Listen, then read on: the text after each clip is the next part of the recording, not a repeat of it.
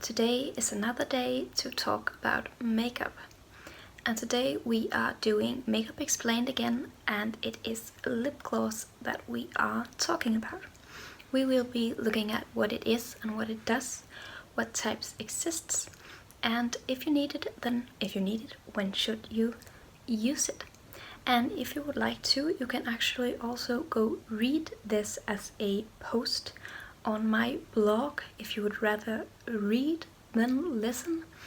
But nonetheless, here we will talk about lip gloss. So what is a lip gloss and what does it do? As the name lip gloss suggests, it is a makeup product for the lips that are supposed to make them glossier or shinier and sometimes add a bit of color. Originally, a lip gloss is like the introduction to makeup. It's much more subtle than, for example, a lipstick. You don't really notice it too much, it just looks kind of natural. And that's why it's the introduction. If you're not used to like using too much makeup, then you can just put on lip gloss and you have makeup on, but it doesn't look as too much. Nowadays, instead, lip glosses can have pigment, but they are usually not as pigmented, or they are not as pigmented at all, like a lipstick, for example. Because the main part that they're supposed to do is like bring this glossy look to the lips. So they can have pigment, but not as pigmented as a normal lipstick would be. And because they give this glossy look, you should be aware though that some lip glosses might actually be a bit too sticky or uncomfortable to wear. Again, because it is a gloss, it is this kind of stickiness that makes it look so glossy. And you might get your hair tangled in it, you might eat it, it might smear, it might, of course, lipstick might do that too.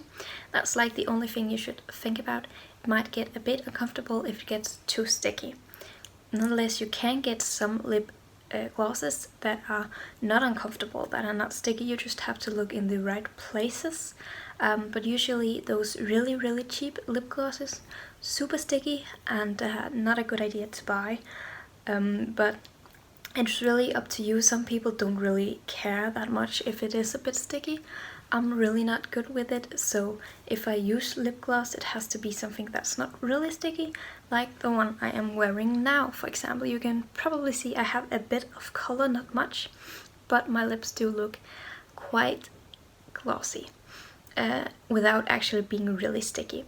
So I like this one. I will put a picture up of which type it is, which one it is.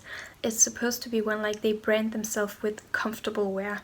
So I like this one, but you can also get other ones that are just as good and does the job. What types of lip glosses exist? There are not really many types because they usually just come in a tube. But there are a few different like pigments, so they come in peachy, pink, golden tones.